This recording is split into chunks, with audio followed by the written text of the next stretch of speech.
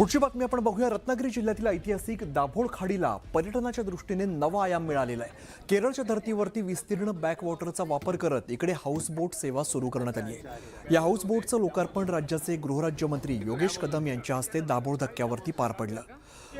सिंधुरत्न समृद्धी योजना, जिल्हा परिषद रत्नागिरी आणि उमेद अभियानाच्या माध्यमातून महिला बचत गटांना हाऊसबोट उपलब्ध करून देण्यात आलेली आहे। या उपक्रमामुळे महिलांच्या आर्थिक सक्षमीकरणाला चालना मिळणार असून स्थानिकांसाठी रोजगाराच्या नव्या संधी उपलब्ध होणार आहेत। या नव्या उपक्रमामुळे दाभोळ खाडी पर्यटन नकाशावरती अधिक ठळकपणे झळकणार असून परिसराच्या विकासाला गती मिळण्याची अपेक्षा व्यक्त केली जाते।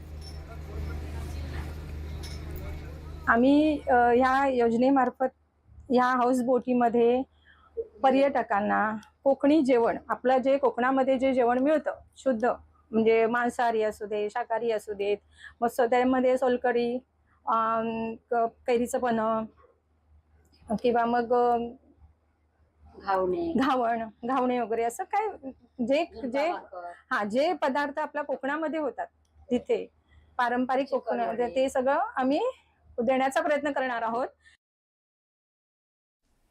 एक छोटासा ब्रेक, लगेच परत येतोय। पाहत राहा न्यूज 18।